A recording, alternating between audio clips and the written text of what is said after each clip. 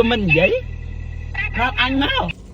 សម្រាប់បងណាដែលចង់បាន scrap ធម្មជាតិសុទ្ធសាធ 100% ប្រើទៅអត់ខ្លាចប៉ះពាល់ដល់សុខភាពណាខ្ញុំសូមណែនាំជាមួយនឹង scrap ester នេះបងប្អូនធម្មជាតិ 100% តែម្ដងនេះអត់មានជាតិគីមីទេស្នាដៃកូនខ្មែររបស់យើងអញ្ចឹងបងប្អូនណាចង់បាន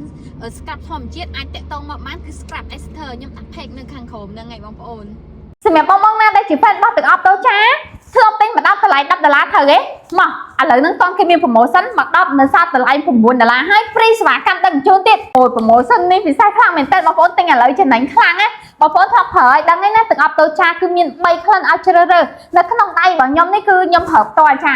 ក្លិនសម្រាប់បរោះ10ពណ៌ខៀវគឺក្លិនបែបធ្ងន់បងប្អូនឲ្យជាប់ក្លិនពេញមួយថ្ងៃតែម្ដងអញ្ចឹងសម្រាប់ស្រីៗបងបរោះណាដែលចូលចិត្តក្លិនបែបធ្ងន់ចាគឺអាចប្រើជាមួយនឹង10ពណ៌ខៀវនេះហើយសម្រាប់អូនទៅរៀនឬក៏បងស្រីៗទៅធ្វើការអីណាចូលចិត្តក្លិនបែបស្រាលសតុនគឺប្រើជាមួយនឹងតូចា10ពណ៌ផ្កាឈូកនេះណាហើយចំពោះ10ពណ៌ក្រហមវិញណាសម្រាប់បងស្រីៗចូលចិត្តក្លិន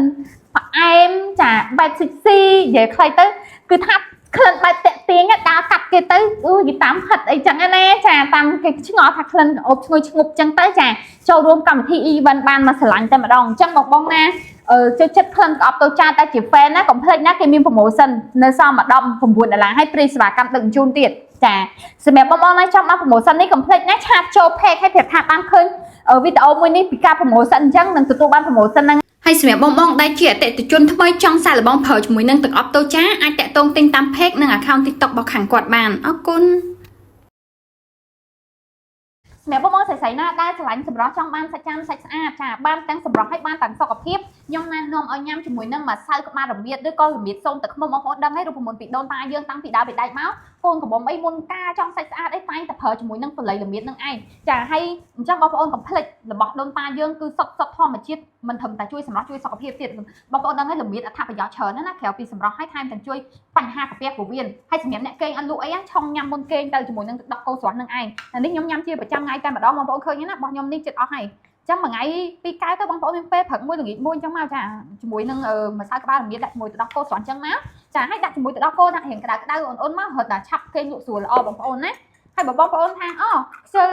ឆុងញ៉ាំជាមួយនឹងទឹកដោះគោស្រស់គឺជាមួយនឹងក្បាលរមៀតសូមទឹកឃ្មុំក៏មានដែរណាបងប្អូនហើយបងប្អូនចង់បានរបស់សុទ្ធល្អខ្ញុំណែនាំទិញពី page ខាងគាត់ហ្នឹងទៅសិប្បកម្មគាត់គឺក្នុងស្រុកមានទទួលស្គាល់ពីក្រសួងត្រឹមត្រូវគាត់ដាក់ការបរិច្ឆេទប្រើប្រាស់បានពេលណាហើយការប្រើមិនគឺស្តង់ដារមានអនាម័យច្បាស់លាស់ត្រឹមត្រូវខ្ញុំគ្រប់គ្រងជាមួយនឹងផលិតផលរបស់ខ្មែរហើយខ្ញុំតែងតែទិញរបស់គាត់ទុកចិត្តដោយសារសិប្បកម្មរបស់គាត់ប្រមូលទិញតែពីបងប្អូនប្រជាកសិករដែលដាំដុះក្នុងស្រុកខ្មែរអញ្ចឹងបងប្អូនចង់បានរបស់សុទ្ធល្អអាចកំងទិញពីខាង page របស់គាត់ទៅខ្ញុំដាក់ page ខាងគាត់នឹងហើយចាខាងគាត់មិនមែនមានតែម្សៅក្បាលរមៀតនិងរមៀតសូមទឹកឃ្មុំទេមានទាំងម្សៅខ្ញីនិងម្សៅមើមខ្ជាយចាអញ្ចឹងបងប្អូនអាចរកទិញតាម page របស់គាត់ទៅហើយវិធីឆុងញ៉ាំគឺអញ្ចឹងឯងដាក់ជាមួយនឹងទឹកដោះគោស្រស់អញ្ចឹងមកឲ្យបងប្អូនញ៉ាំទៅអត់មានប្របាក់ញ៉ាំទេហើយមួយថ្ងៃពីរកែវអីទៅតែបងប្អូនមានពេលអញ្ចឹងណាអាសាញ៉ាំទៅសាច់ចាំសាច់ស្អាតបងប្អូនដូចខ្ញុំអញ្ចឹងនិយាយទៅថាខ្ញុំមិនក្មេងទេប៉ុន្តែប្រហែលខែពីរខែទៀតនេះខ្ញុំ35ឆ្នាំហើយអញ្ចឹងវាអាចជួយពជាភាពចាស់យើងបានដែរអញ្ចឹងណាពជាវ័យយើងខ្លះដែរចារូបមន្តដូនតាវីដេអូខ្ញុំមានតែប៉ុណ្្នឹងឯង